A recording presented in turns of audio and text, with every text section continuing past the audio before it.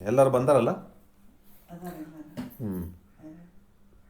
ಧ್ಯಾನ ಮೂಲೋ ಗುರುಮೂರ್ತಿ ಪೂಜ್ಯ ಮೂಲೋ ಗುರುಪಾದ ಮಂತ್ರ ಮೂಲೋ ಗುರುವಾಕ್ಯ ಮುಕ್ತಿ ಮೂಲೋ ಗುರುಕೃಪ. ಶ್ರೋತ್ರಿಯ ಬ್ರಹ್ಮನಿಷ್ಠ ಸದ್ಗುರು ಬಸವಾನಂದರ ಪಾದಾರವಿಂದಗಳಿಗೆ ಅನಂತನಂತ ದೀರ್ಘದಂಡ ಪ್ರಣಾಮಗಳನ್ನು ಸಮರ್ಪಿಸುತ್ತಾ, ಸದ್ಗುರು ಮಾರ್ತಾಂಡ ಸಾಬಯ್ಯ ಗುರುಗಳ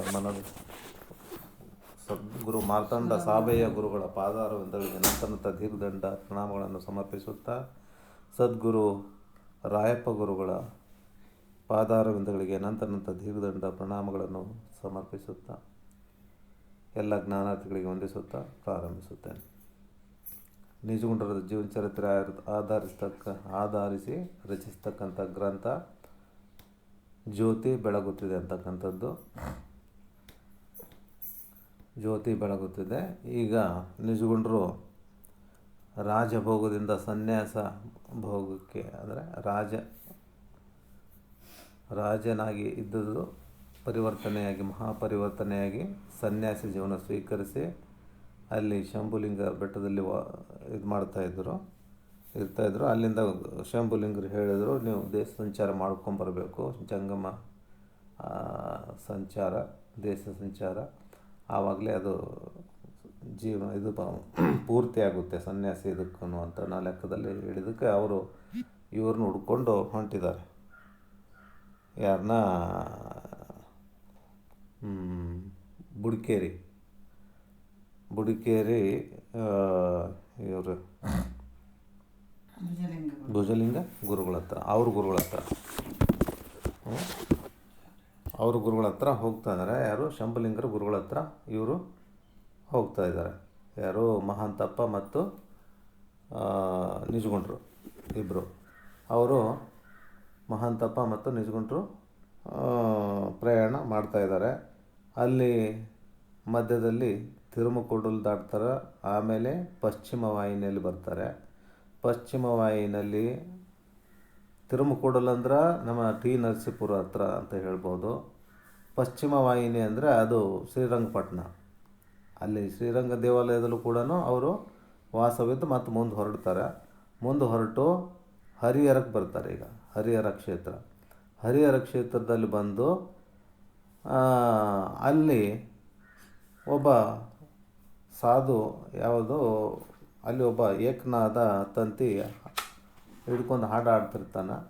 ಅವನ ಹತ್ರ ಯಾವುದು ಹಾಡು ಆಡ್ತಿದ್ದ ಅಂತ ನೀನು ನೋಡಿದ್ದೀವಿ. ಯಾವುದು ಹಾಡು ಆಡ್ತಿದ್ವು ಅಂತ ಅವ್ರು ಬಸವಣ್ಣನ ವಚನ ಅಲ್ಲಿ ಹಾಡು ಆಡ್ತಿರ್ತಾನೆ.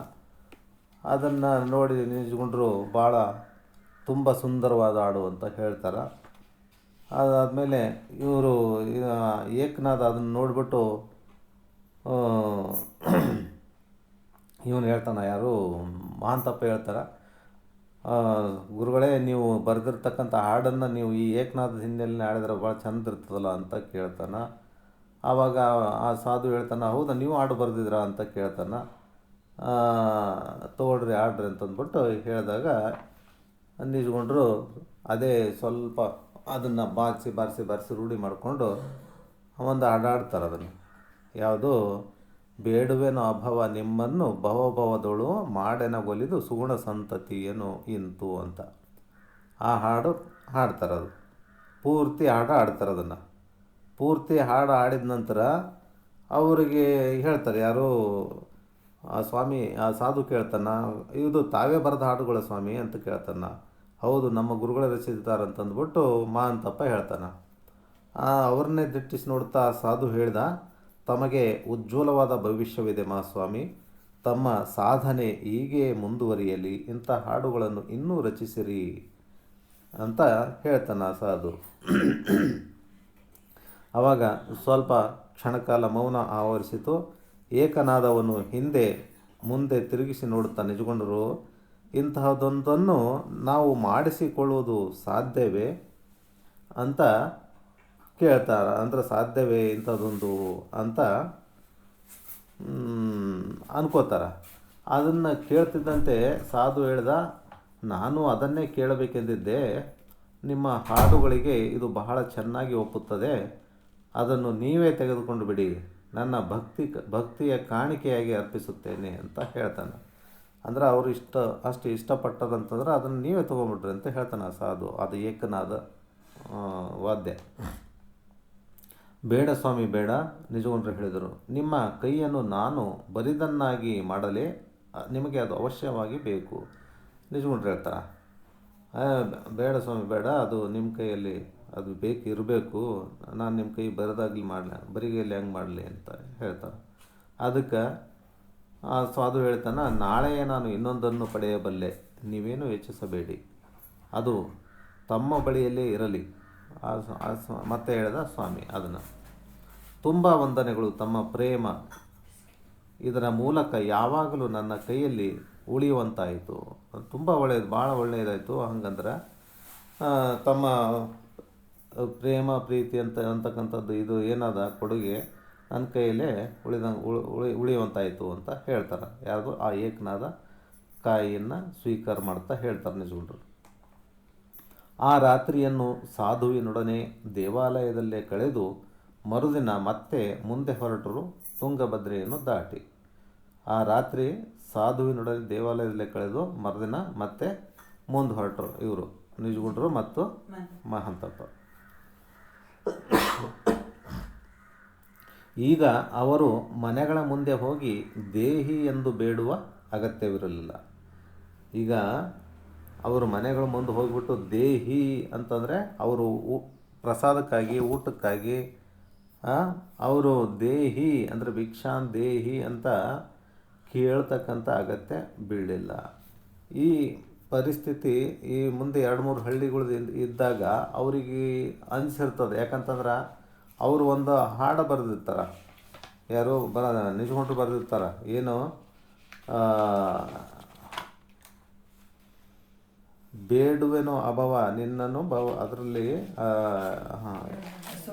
ಹಸು ಒಳಿಯಲು ದೇಹಿ ಎನ್ನದ ಅದಟನು ಅಂತಂದ್ಬಿಟ್ಟು ಅಂದರೆ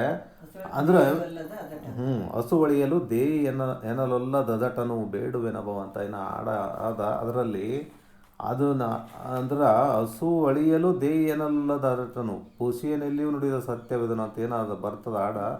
ಅದ್ರಾಗ ಹಸುಗಳೇ ಅಂದರೆ ನಾವು ಪ್ರಾಣ ಹೋದರೂ ಕೂಡ ನಾನು ಬೇಡಂಗಿಲ್ಲ ಅಂತ ನಂಗೆ ಇರ್ತದೆ ಅದು ನುಡಿ ಅಂದಾಗ ಆವಾಗ ಹಿಂದೆ ಸಂಶಯ ವ್ಯಕ್ತಪಡಿಸುತ್ತಾನೆ. ಒಂದು ಹಳ್ಳಿನಲ್ಲಿ ಈ ಥರ ಹಸ್ಕೊಂಡು ಬಂದಾಗ ಈ 2-3 ಹಳ್ಳಿ ದಾಟ್ಕೊಂಡು ಬಂದಾಗ ಅವ್ರಿಗೆ ಮಧ್ಯಾಹ್ನ ಹಸುವಾಗಿರುತ್ತಲ್ಲ, ಆ ಟೈಮಲ್ಲಿ ಹೇಳ್ತಾರೆ ನಿಜಗುಂಡ್ರು, ಎಲ್ಲನ ಇಂಥ ದೊಡ್ಡ ಊರಿನಾಗ ನಮಗೇನು ಪ್ರಸಾದ ಸಿಗಲ್ವಾ ಅಂತಂದ್ಬಿಟ್ಟು ಮಾಂತಪ್ಪನ ಹತ್ರ ಹೇಳಿದಾಗ ಅವರು, ಗುರುಗಳೇ ಹೆಂಗೆ ಇದು ಮಾಡೋದು, ನಾವೇನು ಈಗ ದೇಹಿ ಅಂತ ಬೇಡಬೇಕಾ ಅಂತ ಕೇಳ್ತಾರೆ. ಯಾರು ಮಹಾಂತಪ್ಪ ಕೇಳ್ತಾನೆ. ಈಗ ನಾವು ಭೋಗ ಜೀವನಕ್ಕಾಗಿ ನಾವೇನು ಇದನ್ನು ಕೇಳ್ತಾ ಇಲ್ಲ, ಅದು ದೊಡ್ಡ ಅರ್ಥದಲ್ಲಿ ನೋಡಬೇಕು ನಾವು. ಅದು ಹಾಡ ಬರೆದದ್ದು ಹೌದು, ದೇಹಿ ಅಂತ ಹೇಳೋದು ಯಾವುದಕ್ಕೆ, ಭೋಗ ಜೀವನಕ್ಕಾಗಿ ದೇಹಿ ಅಂತ ಹೇಳಬಾರ್ದು. ನಮ್ಮ ಈಗ ಸಾಮಾನ್ಯ ಇದಕ್ಕೆ ಯಾವುದು ಅವಶ್ಯ ಸಾಧನೆ ಏನಿದಾವ ಅದಕ್ಕೆ ಬೇಕೇ ಬೇಕಲ್ಲ. ಇದು ನಿತ್ಯ ಕಾಯಕ ಇವೆಲ್ಲ ಅಂದರೆ ರುಟೀನ್ ಕೆಲಸಗಳು ಇವೆಲ್ಲ, ಊಟ ಮಾಡೋದು ಇವೆಲ್ಲ ಇಂಥವಕ್ಕೆಲ್ಲ ಅಂಥದಕ್ಕೆ ದೇಹಿ ಅನ್ನೋದು ಅಂತಲ್ಲ. ಸನ್ಯಾಸಿಗೆ ಅದು ಯೋಗ್ಯ ಆಗ್ತದ, ಅಲ್ಲಿ ದೇಹಿ ಅನ್ನೋದ್ರೇನು ತಪ್ಪೇನಿಲ್ಲ ಅಂತ ಅಲ್ಲಿ ಹೇಳಿರ್ತಾರೆ ಹಿಂದೆ. ಅಂದರೂ ಕೂಡ ಮತ್ತೊಂದು ಊರಿಗೆ ಹೋಗಿ ಅಲ್ಲಿ ಅವರು ಬೇಡೋ ಲೆಕ್ಕದಲ್ಲಿರ್ತಾರೆ. ಅಂದರೂ ಕೂಡ ಅದು ಏನೋ ಒಬ್ಬ ವ್ಯಕ್ತಿ ದೊಡ್ಡವನು ಬಂದು ಇವ್ರು ನೋಡಿಬಿಟ್ಟು ಅವ್ರು ಏನು ಹೇಳೋದ್ರಲ್ಲೇ ಮುಂಚೆನೇ ಅವ್ರಿಗೆ ಊಟದ ವ್ಯವಸ್ಥೆ ಮಾಡಿರ್ತಾನೆ. ಹಂಗಾಗಿ ಅವರು ಬರೆದ ಪ್ರಕಾರ ಅವರು ದೇಹಿ ಅನ್ನೋ ಪ್ರಮೇಯನೇ ಬರಲ್ಲ ಅಲ್ಲಿ ತನೂ. ಈಗ ಇವರು ಬಂದು ಏನು ಏಕನಾದ ಕೊಟ್ಟ ನಂತರ ಅದನ್ನು ಒಳ್ಳೇದಾಯಿತು ಅಂತಂದ್ಬಿಟ್ಟು ಇದು ತೊಗೊಳ್ತಾರೆ. ಅದನ್ನು ತೊಗೊಂಡ ನಂತರ ಮುಂದೆ ಅದನ್ನು ಈಗ ಅವರು ಮನೆಗಳ ಮುಂದೆ ಹೋಗಿ ದೇಹಿ ಎಂದು ಬೇಡುವ ಅಗತ್ಯವಿರಲಿಲ್ಲ. ಅಂದರೆ ಅದನ್ನು ಏಕನಾದ ಕೈಯಾಗಿ ಸಿಕ್ಕ ಮೇಲೆ ಈಗ ದೇಹಿ ಅಂತ ಕೇಳೋ ಬಾಯಿ ಮಾತಿಂದ ಕೇಳೋ ಅವಶ್ಯಕತೆಯೇ ಬೀಳಲ್ಲ ಅವರಿಗೆ. ಏಕನಾದವನ್ನು ಹಿಡಿದು ತಮ್ಮ ಹಾಡುಗಳನ್ನು ಹೇಳುತ್ತಾ ಹೋಗೋರು. ಅಂದ್ರೆ ಸುಮ್ಮ ಅದು ಏಕನಾದ ಹಿಡ್ಕೊಂಡ್ಬಿಟ್ಟು ಹಾಡು ಆಡ್ತಾ ಹೋದ್ರೆ ಮನೆ ಮುಂದೆ ಹೋಗಿ ನಿಂತು ಬಿಟ್ರೆ ಅಲ್ಲಿ ತಾವೇ ಕೊಡ್ತಿರ್ತಾರೆ ಜನ. ಇದು ಪ್ರಾಪ್ತಿ ಆಗ್ತದೆ ಅವರಿಗೆ ಅಂತ. ಅಂದರೆ ದೇಹಿ ಅಂತಕ್ಕಂಥ ಅಲ್ಲಿ ಬೇಡ ಆಗತ್ತೆ, ಅವ್ರಿಗೆ ಬೀಳಲೇ ಇಲ್ಲ, ಆ ಪ್ರಸಂಗನೇ ಬರಲಿಲ್ಲ ಅಂತ ಅಲ್ಲಿ ತೋರಿಸ್ತಾರೆ ಇಂಡೈರೆಕ್ಟ್. ಅದು ಕೇಳ್ಬೋದಿತ್ತು ಅಂದ್ರೂ ಕೇಳೋ ಪ್ರಮೇಯ ಅವ್ರಿಗೆ ಒದಗಲಿಲ್ಲ ಅಂತ. ಏಕನಾದವನ್ನು ಹಿಡಿದು ತಮ್ಮ ಹಾಡುಗಳನ್ನು ಹೇಳುತ್ತಾ ಹೋಗುವವರು ಜನರ ಮನಸ್ಸಿನ ದಾರಿದ್ರ್ಯಕ್ಕೆ ಶ್ರೀಮಂತಿಕೆಯನ್ನು ತಂದು ಕೊಡುವಂತಿದ್ದವು ಆ ಹಾಡುಗಳು. ಅವುಗಳನ್ನು ಕೇಳಿದ ಜನ ತಾವಾಗಿಯೇ ಬಂದು ಅವರ ಸೇವೆಗೆ ನಿಲ್ಲುತ್ತಿದ್ದರು. ಅದನ್ನು ಕೇಳಿದ ತಕ್ಷಣ ಜನರು ಏನು ಮಾಡ್ತಿದ್ರು, ಅವರೇ ಬಂದು ಅವರ ಸೇವೆಗೆ ನಿಲ್ತಾ ಇದ್ರು ಅಂತ ಹೇಳ್ತಾರೆ. ಈಚೆಗೆ ಅವರ ಹಾಡುಗಳ ಸಂಖ್ಯೆಯು ಸ್ವಲ್ಪ ಮಟ್ಟಿಗೆ ಬೆಳೆದಿತ್ತು. ತಮ್ಮ ಪ್ರಯಾಣದ ಸಂದರ್ಭದಲ್ಲಿ ಅನೇಕ ಅನುಭವಗಳಿಂದ ಪ್ರಚೋದಿತರಾಗಿ ಕೆಲವು ಹಾಡುಗಳನ್ನು ಬರೆದಿದ್ದರು. ಒಮ್ಮೆ ಜೀವನದ ನೈತಿಕ ಮೌಲ್ಯಗಳನ್ನೇ ಲೆಕ್ಕಿಸದ ಜೂಜುಕೋರರ ತಂಡವೊಂದನ್ನು ಕಂಡು ಅವರೊಡನೆ ಚರ್ಚೆ ಮಾಡುವ ಪ್ರಸಂಗ ಬಂದಿತ್ತು. ಅಂದಿನ ರಾತ್ರಿ ಈ ಹಾಡನ್ನು ಬರೆದರು. ಅಂದರೆ ನೈತಿಕ ಮೌಲ್ಯಗಳನ್ನೇ ಲೆಕ್ಕಿಸದ ಜೂಜುಕೋರ ತಂಡ ಅಂದರೆ ಎಲ್ಲ ರೀತಿಯ ಜನ ಇರ್ತಾರಲ್ಲಿ ಸಮಾಜದಲ್ಲಿ, ಯಾವಾಗಲೂ ಇತ್ತು, ಈಗಲೂ ಇದ್ದಾರೆ, ಮುಂದೂ ಇರ್ತಾರೆ. ಆ ಲೆಕ್ಕ ಆ ಜನ, ಯಾಕಂತಂದರೆ ಅದು ಸಮಾಜನೇ ಆ ರೀತಿ ಇರೋದು. ಅಂಥವ್ರನ್ನ ಕಂಡು ಒಂದು ಹಾಡು ಬರೆದಿರ್ತಾರೆ. ಯಾವುದಂದರೆ, ಎಂತೊಲಿವನೋ ತನಗಿನ್ನೆಂತೊಲಿವನೋ, ಎಂತೊಲಿವನೋ ಕರ್ಣತ್ರಯದ ದೋಷ ಮಿರೆ, ಕಂತು ಕಾಲ ಪುರವೈರಿ ಗುರು ಶಂಭುಲಿಂಗ ಅಂತ. ಈ ರೀತಿ ಎಂತೊಲಿವನೋ ತನಗೆ ಇನ್ನೆಂತೊಲಿವನೋ ಅಂತ. ಅಂದರೆ ಹೆಂಗೆ ಒಲಿತನ ಗುರು ಶಂಭುಲಿಂಗ ನಿಮ್ಗೆ ಹೆಂಗೆ ಒಲಿತನ, ಹೆಂಗಂದ್ರೆ ಕರ್ಣತ್ರಯದ ದೋಷ ಮಿರೆ. ಇದು ಕರ್ಣತ್ರಯದ ದೋಷ 3 ಇದ್ದಾಗ ಹೆಂಗಾಗ್ತದ ನಿಮ್ಗೆ, ಹೆಂಗೆ ಒಲಿತನ ಆ ಪರಮಾತ್ಮ ಗುರು ಶಂಭುಲಿಂಗ ಅಂತ. ಕರ್ಣತ್ರಯ ಅಂತಂದ್ರೇನು, ಇಲ್ಲಿ ತ್ರಿಕರಣ, ಕಾಯ ವಾಚ ಮನಸ್ಸು ಅಂತ. ಅಂದರೆ ದೇಹದ್ದು, ಆಮೇಲೆ ವಾಣಿದು, ಆಮೇಲೆ ಮನಸ್ಸಿಂದು. ಈ ರೀತಿ 3 ರೀತಿಯ ದೋಷ ಅಂತಂದ್ರೆ ಏನು, ದೇಹದಿಂದ ಏನು ಪಾಪಗಳು ಘಟಿಸ್ತವ, ಮನದಿಂದನೂ ಪಾಪ, ಅಂದರೆ ಕೆಟ್ಟ ಯೋಚನೆ ಮಾಡೋದು ಕೂಡ ಅದು ಪಾಪನೇ. ದೇಹದಿಂದ ಕೆಟ್ಟ ಕೆಲಸಗಳು ಮಾಡೋದು ಪಾಪನೇ. ಮನಸ್ಸಿನಿಂದ ಯೋಚನೆ ಮಾಡಿ ಮಾಡೋದು ಕೂಡ ಅದನ್ನು ಕೆಟ್ಟ ಕೆಲಸನೇ ಲೆಕ್ಕ ಆಗ್ತದೆ. ಆಮೇಲೆ ವಾಣಿ, ಮಾತಿನಿಂದ ಹಾಡಿದರೂ ಕೂಡ ಅದನ್ನು ಕೆಟ್ಟವೇ ಆಗ್ತದೆ. ಹಾಗಾಗಿ ಈ ರೀತಿ ಈ 3 ರೀತಿಯಿಂದ ದೋಷಗಳು ಪ್ರಾಪ್ತಿ ಇದ್ದಾಗ ಕಂತು ಕಾಲಪುರ ವೈರಿ, ಆ ಕಂತು ಕಾಲಪುರ ವೈರಿ ಅಂತಂದರೆ ಆ ಪರಮಾತ್ಮ ಅಂತಕ್ಕಂಥವನು ಹೆಂಗೆ ನಿನಗೆ ಒಲಿತನ. ಕಂತು ಕಾಲ ಅಂದರೆ ಅಲ್ಲಿ ಕಾಲನ ಅಂತಾರೆ ಯಮನಿಗೆ ವೈರಿಯಾಗಿರ್ತಕ್ಕಂಥವನು. ಕಂತು ಅಂದರೆ ಮನ್ಮಥ, ಕಾಲ ಅಂದರೆ ಯಮ, ಪುರವೈರಿ ಅಂತಂದರೆ ತ್ರಿಪುರ ವೈರಿ. ತ್ರಿಪುರ ಅಂತ ಗೊತ್ತದಲ್ಲ ಕಥೆ, ಅದು ಹಿಂದೆ ಪರಮಾತ್ಮ ಹಿಂದೆ 3 ಜನ ಇರ್ತಾರೆ. ಅವರು ಯಾರು, ವಿದ್ಯುನ್ಮಾಲಿ, ರಾಕ್ಷಸರು, 3 ರಾಕ್ಷಸರು ಅವರು. ತಾರಕಾಕ್ಷ, ವಿದ್ಯುನ್ಮಾಲಿ, ಕಮಲಾಕ್ಷ ಅಂತ ಇನ್ನೊಂದು 3 ಜನ ಅದರ ಹೆಸರು. ಅದು ಇಲ್ಲ, ಅದು ಕರೆಕ್ಟಾಗಿ ಹೆಸರು ನೆನಪು ಬರ್ತಾ ಇಲ್ಲ. ಅದು 3 ಜನ ರಾಕ್ಷಸರು. ಅದು ವಿದ್ಯುನ್ಮಾಲಿ ಅಂತ ಅದು ಹೆಸರು, ಅದೊಂದು. ಇನ್ನೊಂದು 2 ಹೆಸರು ಅದು ಕರೆಕ್ಟ್ ನೆನಪು ಬರ್ತಾ ಇಲ್ಲ. ಹಂಗಾಗಿ ಅವರು ಏನು ಮಾಡ್ತಾರ, ಬ್ರಹ್ಮಗೆ ಯಾರೋ ದೇವತೆಗೆ ತಪಸ್ಸು ಮಾಡಿಬಿಟ್ಟು ಅವರು ಒಂದು ಇದು ಮಾಡ್ಕೊತಾರ, ಏನು ವರ ಪಡ್ಕೋತಾರ. ವರ ಪಡ್ಕೊಂಡು ಆ ಅಂತರಿಕ್ಷದಲ್ಲಿ ಅಂದರೆ ಈ ಕಡೆ ಭೂಮಿಗೂ ಇರಬಾರ್ದು, ಆ ಕಡೆ ಸ್ವರ್ಗಕ್ಕೂ ಇರಬಾರ್ದು, ಮಧ್ಯದಲ್ಲಿ ಇರ್ತಕ್ಕಂಥದ್ದು ಲೋಕ ಸೃಷ್ಟಿ ಮಾಡ್ಕೊತಾರೆ ಅವರು 3 ಪುರಗಳನ್ನು. 3 ಪುರ ಅಂತಂದ್ರೆ ಏನು, ಒಂದು ಚಿನ್ನದ ಪುರ, ಇನ್ನೊಂದು ಬೆಳ್ಳಿದು, ಇನ್ನೊಂದು ಕಬ್ಬಿಣದ್ದು. ಈ ರೀತಿ 3 ತ್ರಿಪುರ ಅಂತ ಹೇಳ್ತಾರೆ. 3 ಪುರಕ್ಕೂ ಒಬ್ಬೊಬ್ಬರು ರಾಜರಿರ್ತಾರೆ. ಹಾಗಾಗಿ ಅವ್ರದ್ದು ಹಾವಳಿ ಸಿಕ್ಕಾಪಟ್ಟೆ ಇರ್ತದೆ. ಸ್ವರ್ಗಲೋಕಕ್ಕೆ ದಾಳಿ ಇಡೋದು, ದೇವತೆಗಳಿಗೆ ತೊಂದರೆ ಕೊಡೋದು, ಅದೆಲ್ಲ ಭಾಳ ರೋಷ ಹೋಗಿರ್ತದೆ. ಎಲ್ಲರಿಗೂ ತೊಂದರೆ ಕೊಟ್ಟು ಅವರು ಈ ಅಲ್ಲಿ ಅಷ್ಟೊಂದು ಅವ್ರಿಗೆ ಯಾವ ಥರ ಅಂತಂದರೆ ವರ ಸಿಕ್ಕಿರ್ತಂದರೆ ಆ ಮೂರು ಪುರನ ಒಂದೇ ಸಮಾನಾಂತರ ರೇಖೆಯಲ್ಲಿದ್ದಾಗ ಆ ಆ ಆ ಒಂದೇ ಸಮಾನಾಂತರ ರೇಖೆಯಲ್ಲಿದ್ದಾಗ ಅವ್ರಿಗೆ ಏನಾದರೂ ದಾಳಿ ಮಾಡಿ ಅದನ್ನು ಹೊಡೆದ್ರೆ ಇದಾಗುತ್ತಿರ್ತದೆ ಅವರಿಗೆ ಏನು ನಾಶ ಆಗೋ ಇದಿರ್ತದೆ. ವರ ಶಾಪ ಅಥವಾ ವರ ಇರ್ತದೆ, ಅದು ಅದನ್ನು ನಾಶದ್ದು ಅಲ್ಲಿ ತನಕ ಅವ್ರಿಗೆ ಏನೂ ಆಗಲ್ಲ ಅಂತ. ಅಂದರೆ ಅವ್ರದ್ದು ಇದನ್ನು ಇರಬೇಕು. ಇದು ಏನಾಗ್ತದೆ, ಅವರು ಹೆಂಡ್ತಿಯರು ಏನಿರ್ತಾರಲ್ಲ ಅವ್ರದ್ದು ಪತಿವ್ರತರು ಧರ್ಮ ಅವ್ರನ್ನ ಕಾಯ್ತಾ ಇರ್ತದೆ.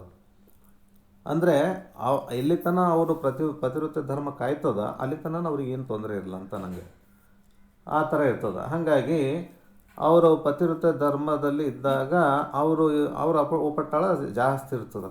ಈ ಮೂರು ರಾಕ್ಷಸರದು ಜಾಸ್ತಿ ಇದ್ದಾಗ ಸ್ವರ್ಗಲೋಕಕ್ಕೂ ದಾಳಿ ಇಡ್ತಾರೆ, ಎಲ್ಲ ಕಡೆಯಿಂದ ದಾಳಿ ಇಟ್ಟು ಎಲ್ಲ ದೇವತೆಗಳಿಗೂ ತೊಂದರೆ ಕೊಡ್ತಾಯಿದ್ರು. ಇದನ್ನೆಲ್ಲ ಹೋಗಿ ಅವರು ಮಹಾದೇವನ ಹತ್ರ ಎಲ್ಲ ಜನ ಹೋಗ್ಬಿಟ್ಟು ಪ್ರಾರ್ಥನೆ ಮಾಡ್ಕೋತಾರೆ. ಪ್ರಾರ್ಥನೆ ಮಾಡಿಕೊಂಡು ಹೇಳ್ತಾರೆ, ಮಹಾದೇವ ಇದಕ್ಕೆ ಏನಾದರೂ ಒಂದು ದಾರಿ ತೋರಿಸ್ಬೇಕು, ನಮಗೆ ಪರಿಹಾರ, ಇವರಿಂದ ಮುಕ್ತಿ ಕೊಡಿಸ್ಬೇಕು ನಮಗೆ ಈ ರಾಕ್ಷಸರಿಂದ. ಎಲ್ಲಿ ತನಕ ಇವರು ಪತಿವ್ರತೆ ಧರ್ಮ ಇರ್ತದ ಅಲ್ಲಿ ತನಕ ನಮ್ಮದು ಇದಾಗಲ್ಲ ಅಂತ. ಹಾಗಾಗಿ ಏನು ಮಾಡ್ತಾನೆ ಅಲ್ಲಿ ಇವರು ಪರಮಾತ್ಮ ಏನು ಮಾಡ್ತಾನೆ, ಆ ಭೂಮಿ ಆದಿಶೇಷ, ಆ ವಿಷ್ಣು ಎಲ್ಲರನ್ನ ಒಂದೊಂದು ಇದು ಮಾಡಿಬಿಟ್ಟು ಬಿಲ್ಲು ಬಾಣ ಆಮೇಲೆ ರಥ ಮಾಡಿಕೊಂಡು ರಥದಲ್ಲಿ ಬಂಟು ಅಂದರೆ ಒಂದು 1000 ವರ್ಷಕ್ಕೊಂದ್ಸಲ ಒಂದು ಸರಳ ರೇಖೆಯಲ್ಲಿ ಬರ್ತಿತ್ತಂತದ್ದು. ಅದು 1000 ವರ್ಷಕ್ಕೆ ಮೂರು ಒಂದೇ ಲೈನಲ್ಲಿ ಬರ್ತಿದ್ವು ಅಂತ ಪುರಗಳು ತಿರುಗಿ. ಆಮೇಲೆ ಅಷ್ಟರಲ್ಲೇ ಇವನು ಏನು ಮಾಡ್ತಾನೆ, ವಿಷ್ಣು ಅಲ್ಲ ಇದು ಏನು ಬೌದ್ಧ ವೇಷ ಹಾಕ್ಕೊಂಡ್ಬಿಟ್ಟು ಅವ್ರನ್ನ ಚಂಚಲ ಮಾಡ್ತಾನೆ. ಯಾರು ಅವ್ರ 3 ಜನ ರಾಕ್ಷಸರ ಹೆಂಡತಿಯರನ್ನ ಚಂಚಲ ಮಾಡಿದಾಗ ಅವ್ರ ಪತಿವ್ರತ ಧರ್ಮನೂ ವ್ಯತ್ಯಾಸ ಆಗ್ತದೆ. ವ್ಯತ್ಯಾಸ ಆದಮೇಲೆ ಅವ್ರಿಗೆ ಕಾಯದ ರಕ್ಷಣೆ ಹೋಗ್ಬಿಡ್ತದೆ. ಈಗ ಇಲ್ಲಿ ಶಿವನು ಮಾತ್ರ ಆದಿಶೇಷ ಇವನ್ನೆಲ್ಲ ಬಿಲ್ಲು ಬಾಣ ಮಾಡಿಕೊಂಡು ಅವರಿಗೆ ಒಂದೇ ಸಲ 3 ಪುರನ್ನು ಹೊಡೆದ್ಬಿಡ್ತಾನೆ. 1000 ವರ್ಷನಾಗಿರ್ತದ, ಒಂದೇ ರೇಖೆಯಲ್ಲಿ ಬಂದಿರ್ತಾವ, 3 ಪುರಗಳನ್ನು ನಾಶ ಮಾಡಿಬಿಡ್ತಾನೆ. ಹಾಗಾಗಿ ಪುರವೈರಿ ಅಂತ ಹೇಳ್ತಾರೆ ಅದಕ್ಕೆ ಪುರವೈರಿ. ಗುರು ಶಂಭುಲಿಂಗ ಪರಮಾತ್ಮನಿಗೆ ಪುರವೈರಿ ಅಂದರೆ ತ್ರಿಪುರನ ನಾಶ ಮಾಡಿರ್ತಕ್ಕಂಥವನು. ಈ ರೀತಿ ಹೇಳ್ತಾರೆ. ಎಂತೊಲಿವನೋ ತನಗೆ ಇನ್ನೆಂತೊಲಿವನೋ, ಕರ್ಣತ್ರಯದ ದೋಷ ಮೆರೆ ಕಂತು ಕಾಲ ಪುರವೈರಿ ಗುರು ಶಂಭುಲಿಂಗ ಅಂತಕ್ಕಂಥದ್ದು. ಆಮೇಲೆ ಹೇಳ್ತಾರೆ ಇವೆಲ್ಲನೂ ಇದ್ದಾಗ ಹೆಂಗಾಗ್ತದ ಅಂತ. ನೆಕ್ಸ್ಟು ಪರವಧುವಿನ ಕೂಟ, ಅನ್ಯರ ವಿತ್ತಾಪಹರಣ, ಅಭಕ್ಷ್ಯ ಸೇವನೆ, ಹಿಂಸೆ,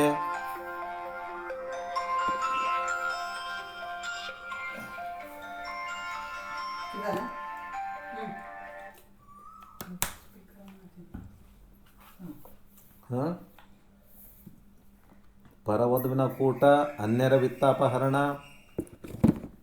ಅಂದರೆ ಗೊತ್ತದೇನೆ, ಪರವಧುವಿನ ಕೂಟ ಬೇರೆ ಹೆಣ್ಣಿನ ಸಂಘ ಮಾಡೋದು, ಅನ್ಯರ ವಿತ್ತ ಅಪಹರಣ ಅಂದರೆ ಬೇರೆಯವ್ರ ದುಡ್ಡನ್ನು ಹರಣ ಮಾಡೋದು, ಅಭಕ್ಷ್ಯ ಸೇವನೆ ಅಂತಂದರೆ ತಿನ್ನಲಿಕ್ಕೆ ಯೋಗ್ಯ ಇರಲಾರ್ದಂಥ ಭಕ್ಷ್ಯಗಳನ್ನು ಸೇವಿಸೋದು. ಪರಿಬಿಡಿದು ಈ 4 ಪಾತಕಗಳು ಪಾಮರ ಜನ್ಮವಿಯೇ ಕಾಯದೋಳು ಹೊಂದಿರೆ ತನಗೆಂತೊಲಿವನು. ಈ ರೀತಿ ಈ 4 ಪಾತಕಗಳು ಏನದವ ಅವು ಪಾಮರ ಜನ್ಮನೇ ಪ್ರಾಪ್ತಿ ಮಾಡಿಕೊಡ್ತವ. ಹಾಗಾಗಿ ಈ ರೀತಿ ಇದ್ದಾಗ ಪಾಮರ ಜನ್ಮ ಅಂದರೆ ಏನದು, ಯಾವುದೋ ನೀಚ ಯೋನಿಯಲ್ಲಿ ಜನನ ಮಾಡೋದು ಅಥವಾ ಗಿಡ ಮರಗಳಲ್ಲಿ ಮುಳ್ಳು ಗಿಡಗಳಾಗೋದು ಆ ಥರ ಈ ರೀತಿ ಆಗ್ತದ. ಹಾಗಾಗಿ ಈ ರೀತಿ ಇದ್ದವ್ರಿಗೆ ಹೆಂಗೆ ಒಲಿತನ, ಪುಸಿ, ಅನುಚಿತ, ನಿಷ್ಠುರತ್ವ, ಪೈಶೂನ್ಯತೆ ಮುಸುಕಿದ ಈ 4 ದೋಷಗಳು ಪಶು ಪಕ್ಷಿ ಮೃಗ ಯೋನಿಯೊಳಗೆ ಎಳೆದೊಯ್ದು ಪುಟ್ಟಿಸುವ ವಚನದೋಳ್ ಎಡೆಬಿಡದಿರೆ ತನಗೆಂತೊಲಿವನು. ಪುಸಿ ಅಂದರೆ ಸುಳ್ಳು ಹೇಳೋದು, ಅನುಚಿತವಾಗಿ ಮಾತಾಡೋದು, ನಿಷ್ಠುರತ್ವ ಇರೋದು, ಪೈಶೂನ್ಯತೆ ಇರೋದು, ಪೈಶೂನ್ಯತೆ ಅಂದರೆ ಚಾಡಿ ಹೇಳೋದು. ಈ ರೀತಿ 4 ದೋಷ ಏನಿರ್ತಾವ ಅವ್ರಿಗೆ ಏನಾಗ್ತದೆ ಅಂದ್ರೆ ಪಶು ಪಕ್ಷಿ ಮೃಗ ಆ ಯೋನಿಯಲ್ಲಿ ಅಲ್ಲಿ ಹುಡ್ತಾರ ಅಂತ ಹೇಳ್ತಾರೆ ಈ ರೀತಿ ಇದ್ದಾಗ. ನೆಕ್ಸ್ಟ್ ಮುಂದೆ, ಜನರೊಲಿಯದ ಕಾರ್ಯದೆರಕ ಅನಿಷ್ಟ ಚಿಂತನೆ ಅನ್ಯಧನ ಸತಿಯರ ಆಕಾಂಕ್ಷೆ ಎನಿಸುವ ಈ 4 ದುರಿತ ಜನನವಿಯೇ ಮನದೋಳ್ ಒಂದಿರೆ ಶಂಭುಲಿಂಗ ತನಗೆಂತೊಲಿವನು ಅಂತ. ಜನರೊಲಿಯದ ಕಾರ್ಯದೆರಕ, ಒಂದು ಜನರು ಮೆಚ್ಚದೇ ಇರ್ತಕ್ಕಂಥ ಕೆಲಸ ಮಾಡೋದು, ಅನಿಷ್ಟ ಚಿಂತನೆ ಮಾಡ್ತಕ್ಕಂಥದ್ದು, ಕೆಟ್ಟ ವಿಚಾರ ಮಾಡ್ತಕ್ಕಂಥದ್ದು, ಅನ್ಯ ಧನ ಮಾಡೋದು, ಆಮೇಲೆ ಸತಿಯರ ಆಕಾಂಕ್ಷೆ ಮಾಡೋದು, ಈ ರೀತಿ ಈ ಕೆಲಸಗಳು ಏನು ಇರ್ತಾವ ಇವರಿಗೆ ಈ 4 ದುರಿತ, ಈ 4 ಕೆಲಸಗಳು ಏನು ಮಾಡ್ತಾವ, ಜನನವಿಯೇ ಮನದೋಳು ಒಂದಿರೆ ಶಂಭುಲಿಂಗ, ಈ ರೀತಿ ಕೆಟ್ಟ ಕೆಲಸಗಳು ಮಾಡ್ತಾ ಇರ್ತಕ್ಕಂಥವ್ರಿಗೆ ಶಂಭುಲಿಂಗ ಹೆಂಗೆ ಒಲಿತಾನ, ಆ ಪರಮಾತ್ಮ ಅಂತಕ್ಕಂಥ ಹೆಂಗೆ ಒಲಿತಾನ ಅಂತ ಬರೆದಿರ್ತಕ್ಕಂಥ ಹಾಡು ಇದು. ತನಗೆಂತೊಲಿವನು ಎಂದು ಮೊದಲಾಗುತ್ತಿದ್ದ ಈ ಹಾಡು ಪರವಧುವಿನ ಕೂಟ, ಅನ್ಯವಿತ್ತಾಪಹರಣ, ಅಭಕ್ಷ್ಯ ಸೇವನೆ, ಅನಿಷ್ಟ ಚಿಂತನೆ ಈ ಮೊದಲಾದ ಪಾತಕಗಳಿಂದ ಕೂಡಿದ ಜೀವನದಲ್ಲಿ ಶಂಭುಲಿಂಗನ ಭಕ್ತಿಯ ಬೆಳಕು ಮೂಡಲಾರದು ಎಂಬುದನ್ನು ಸುಂದರವಾಗಿ ಹೇಳುತ್ತಿತ್ತು ಅಂತ ಹೇಳ್ತಾರೆ. ಇನ್ನೊಮ್ಮೆ ಸನ್ಯಾಸಿಯ ವೇಷದಲ್ಲಿದ್ದವನೊಬ್ಬ ಗೃಹಿಣಿಯೊಬ್ಬಳ ಸೌಂದರ್ಯಕ್ಕೆ ಮೋಹಿತನಾಗಿ ಅನುಚಿತ ಕಾರ್ಯಕ್ಕೆ ಕೈಯಿಟ್ಟು ಜನರಿಂದ ಏಟು ತಿನ್ನುತ್ತಿದ್ದ ಸನ್ನಿವೇಶವನ್ನು ನೋಡಬೇಕಾಗಿ ಬಂದಿತ್ತು. ಅಂದರೆ ಮತ್ತೊಂದು ಸಲ ಇದು ಯಾವುದು ಮೊದಲಿಂದ ಏನು ನೋಡಿ ಬರೆದ್ರಂದರೆ ಆ ಜೂಜು ಆಟ ಆಡ್ತಾ ಇದ್ದದನ್ನು ನೋಡಿ ಅವ್ರು ಬಂದು ಅನುಚಿತವಾಗಿ ವರ್ತನೆ ಮಾಡಿದ್ದು ನೋಡಿಬಿಟ್ಟು ಅದನ್ನು ಎಂತೊಲಿವನು ಅಂತ ಬರೆದರು. ಆಮೇಲೆ ಇನ್ನೊಂದು ಸಲ ಸನ್ಯಾಸಿ ವೇಷದಲ್ಲಿದ್ದೊಬ್ಬ ಗೃಹಿಣಿಯೊಬ್ಬಳ ಸೌಂದರ್ಯಕ್ಕೆ ಮೋಹಿತನಾಗಿ ಅನುಚಿತ ಕಾರ್ಯಕ್ಕೆ ಕೈಯಿಟ್ಟು ಜನರಿಂದ ಏಟು ತಿನ್ನುತ್ತಿದ್ದ ಸನ್ನಿವೇಶವನ್ನು ನೋಡಬೇಕಾಗಿ ಬಂದಿತ್ತು. ಆ ರೀತಿ ಸನ್ನಿವೇಶ ಅವ್ರ ಕಣ್ಣಿಗೆ ಬಿತ್ತು. ಆ ಸನ್ಯಾಸಿ ವೇಷದಲ್ಲಿದ್ದ ಒಬ್ಬ ವ್ಯಕ್ತಿ ಬೇರೆ ಹೆಣ್ಣಿನ ಇದಕ್ಕೆ ಕೈ ಹಾಕಿಬಿಟ್ಟು ಅಲ್ಲಿ ಜನರಿಂದ ಏಟು ತಿಂತ, ಅದಕ್ಕಾಗಿ ಅದು ನೋಡಿಬಿಟ್ಟು ಸಂಕಟಗೊಂಡು ಅವರಿಂದ ಈ ಹಾಡು ಹೊಮ್ಮಿತ್ತು. ಈ ಯಾವ ಹಾಡು ಅಂತಂದರೆ, ಬಿಡಬೇಕು ಬಲು ಹಿಂದೆ ಬರಿದೆ ತನ್ನಿರವನು ಕೆಡಿಸುವ ಕಾಮವಿದನು ಕಂಡ ಯೋಗಿ. ಅಂದರೆ ಬಿಡಬೇಕು ಬಲು ಹಿಂದೆ ಬರಿದೆ ತನ್ನಿರವನು ಕೆಡಿಸುವ ಕಾಮವಿದನು ಕಂಡ ಯೋಗಿ. ಅಂದರೆ ಆ ಕಾಮ ಅಂತಕ್ಕಂಥದ್ದನ್ನು ಮೊದಲೇ ಬಿಟ್ಬಿಡ್ಕೋಬೇಕು ಅಂತ. ನರತ್ವದಿಂದ ಹರತ್ವಕ್ಕೆ ಏರುವ ಯೋಗಿಯ ಶಕ್ತಿಯನ್ನು ಈ ಕ್ಷಣಿಕ ಕಾಮವೇ ನಾಶ ಮಾಡುವುದರಿಂದ ಅದನ್ನು ಬಿಡಬೇಕು ಎಂಬ ಭಾವನೆಯನ್ನು 3 ನುಡಿಗಳಲ್ಲಿ ಬಹಳ ಸುಂದರವಾಗಿ ಹೇಳಿದ್ದರು. ಈ ರೀತಿ ಹೇಳಿದರು. ಅದು ಹೀಗಿತ್ತು: ಸುಗುಣ ಸಂತತಿಯನ್ನು, ನಿಗಮಾದಿ ವಿಧಿಯನ್ನು, ಮಿಗೆ ತಪವನು, ತನಗಹ ಸಿದ್ಧಿಗಳನ್ನು, ಜಗದ ಪೂಜ್ಯತೆಯನ್ನು, ಸೊಗಸುವ ಈ ತನುವನ್ನು ಬಗೆಯೇ ಕಾಮವೇ ಬಣ್ಣ ಒಳಿಪುದರಿಂದ. ಇದು ಒಂದು. ಅಂದರೆ ಸುಗುಣ ಸಂತತಿಯನ್ನು, ನಿಗಮಾದಿ ವಿಧಿಯನ್ನು, ಸುಗುಣ ಸಂತತಿ ಅಂದರೆ ಒಳ್ಳೆಯ ಸಂತತಿ ಅಂತಕ್ಕಂಥದ್ದು, ನಿಗಮಾದಿ ವಿಧಿಯನ್ನು ಅಂದರೆ ಶ್ರುತಿಯಲ್ಲಿ ಹೇಳಿರ್ತಕ್ಕಂಥ ಕಾರ್ಯಗಳನ್ನು, ಮಿಗೆ ತಪವನ್ನು ತಪಸ್ಸು ಮಾಡ್ತಕ್ಕಂಥದ್ದು, ತನಗಹ ಸಿದ್ಧಿಗಳಂತಕ್ಕಂಥದ್ದು, ಜಗದ ಪೂಜ್ಯತೆ, ಸೊಗಸುವ ಈ ತನುವನ್ನು ಬಗೆಯೇ ಕಾಮವೇ ಬಣ್ಣ ಒಳಿಪುದರಿಂದ. ಈ ರೀತಿ ವಿಚಾರ ಮಾಡಿದ್ರೆ ಕಾಮನೆ ಅಲ್ಲಿ ಇದಾಗ್ತದ ಅಂತಕ್ಕಂಥದ್ದು.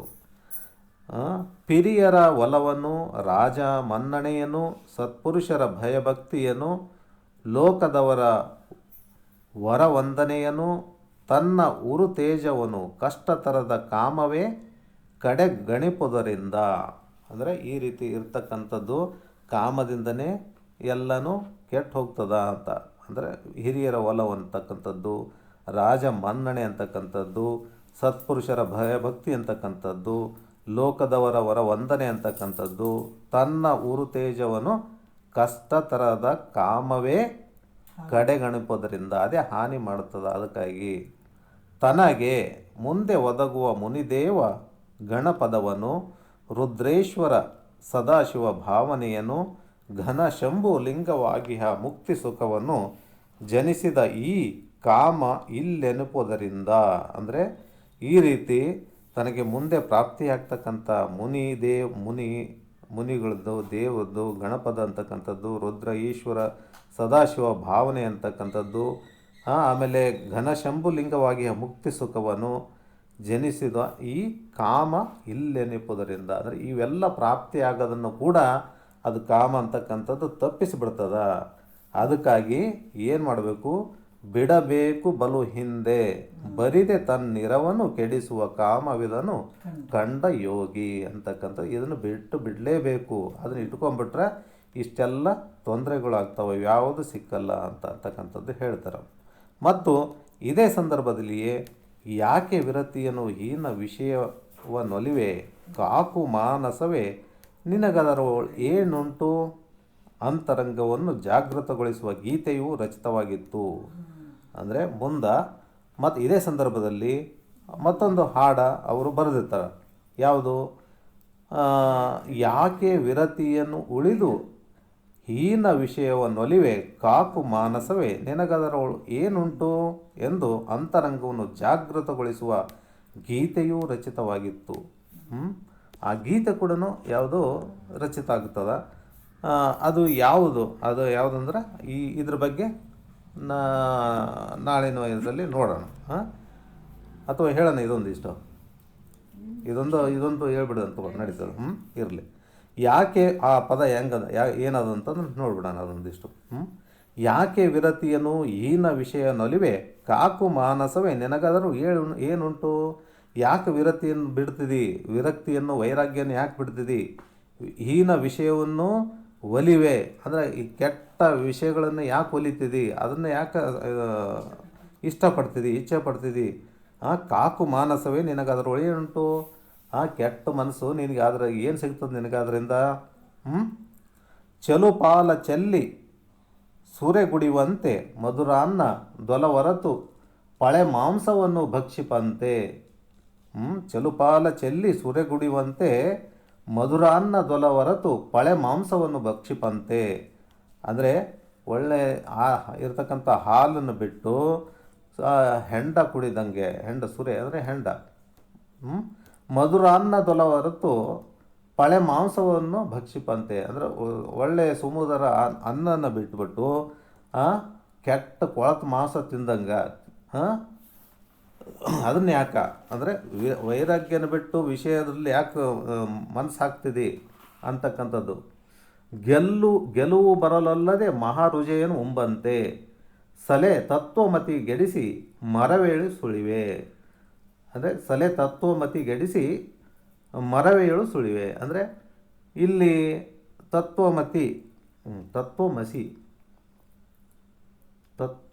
ಗೆಡಿಸಿ ಮರವೇಳು ಸುಳಿವೆ ಅಂದರೆ ನೀನೇ ಪರಮಾತ್ಮ ಇದ್ದಿ ಅಂತಕ್ಕಂಥ ಜ್ಞಾನ ಅದೇನು ಇರ್ತದ ಅದು ಪ್ರಾಪ್ತಿ ಮಾಡ್ಕೊಳ್ಳಲಾರದೆ ಅಜ್ಞಾನದಲ್ಲೇ ಸುಳಿತಿದೆ ನೀನು ಮತ್ತೆ. ಅದಕ್ಕೆ ಈ ವೈರಾಗ್ಯ ಅಂತಕ್ಕಂಥದ್ದು ಯಾಕೆ ಬಿಡ್ತದೆ? ವೈರಾಗ್ಯ ಅನ್ನೋದು ಭಾಳ ಮುಖ್ಯ, ಅದರಲ್ಲೇ ಇರಬೇಕು. ನೀ ವೈರಾಗ್ಯ ಬಿಟ್ಟರೆ ಮತ್ತೇನಾಗ್ತದೆ? ಆ ವಿಷಯಗಳಲ್ಲೇ ಬಿದ್ದು ಹೊರಳಾಡ್ತಿದ್ದಿ. ವಿಷಯಗಳು ಅಂದರೆ ಯಾವುವು? ಶಬ್ದ, ಸ್ಪರ್ಶ, ರೂಪ, ರಸ, ಗಂಧ ಅಂತಕ್ಕಂಥ ಇವು. ಹಂಗಾಗಿ ಹೇಳ್ತಾನ, ದಾರಕ್ಕೆ ಹಾರ ಮಣಿಗಳನ್ನು ತೆಗೆದಿಡುವಂತೆ ಸಾರ ಕತ್ತುರಿ ದೊರೆದು ಕೆಸರ ದೊಡೆಯುವಂತೆ ಮೇರುವನ್ನು ಬಿಟ್ಟು ಗದುಗನ್ನು ಪಡೆದು ಬಾಳುವಂತೆ ಚಾರು ಪಾರಮಾರ್ಥವನ್ನು ಪಿಂಗಿ ಪುಸಿವಿಡಿವೆ ಅಂತಕ್ಕಂಥ. ದಾರಕ್ಕೆ ಹಾರ ಮಣಿಗಳನ್ನು ತೆಗೆದಿಡುವಂತೆ ಸಾರ ಕತ್ತೂರಿ ದೊರೆದು ಕೆಸರ ದೊಡುವಂತೆ ಅಂದರೆ ಕಸ್ತೂರಿನ ಬಿಟ್ಟು ಕೆಸರು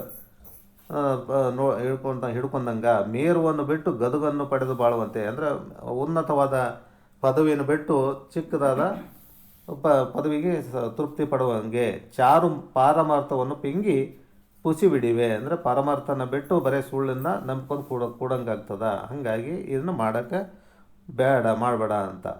ಶ್ರುತಿಯ ಸುವಿಚಾರವನ್ನು ಜರಿದು ತರ್ಕಿಸುವಂತೆ ಶ್ರುತ ನಿಷ್ಠೆಗೆಟ್ಟು ನೊಣನಗಿದು ತಿಂಬಂತೆ ಗತಿಯೊಳು ಉತ್ತಮ ಶಂಭುಲಿಂಗವಾಗಿ ಮುಕ್ತಿ ಅತಿಶಯವನ್ನುಳಿದು ಲೌಕಿಕದೋಳ್ ಒಡ ವೆರವೆ ಅಂತ. ಅಂದರೆ ಶ್ರುತಿಯ ಸುವಿಚಾರವನ್ನು ಜರಿದು ತರ್ಕಿಸುವಂತೆ, ಶ್ರುತಿಯಲ್ಲಿರ್ತಕ್ಕಂಥ ವಿಚಾರಗಳನ್ನು ಸುಮ್ಮನೆ ತರ್ಕ ಮಾಡಿ ಅದನ್ನು ಅಲ್ಲ ಇದು ಹಿಂಗೆ ಅಂತ ಏನ್ಬಿಟ್ಟು ಏನು ಮಾಡ್ತೀರಿ, ಅದು ಮಾಡೋದಲ್ಲ.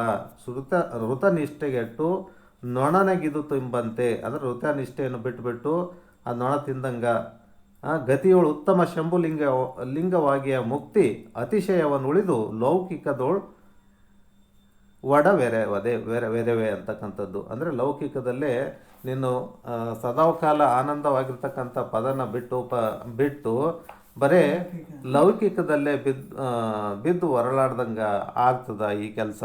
ನೀವು ಯಾವುದೋ ವಿರತಿಯನ್ನು ಬಿಟ್ಟು ಬರೀ ಹೀನ ವಿಷಯದಲ್ಲಿ ನೀನು ಅಲ್ಲಿ ಬಿದ್ದು ಹೊರಳಾಡಿದಂದ್ರೆ ಹಿಂಗಾಗ್ತದ. ಅದಕ್ಕಾಗಿ ಕಾಕು ಮನಸ್ಸವೇ ನಿನಗದರೊಳಗೆ ಏನುಂಟು ಅಂತಕ್ಕಂಥದ್ದು ಹಾಡ ಇಲ್ಲಿ ಬರೆದಿದ್ದಾರೆ.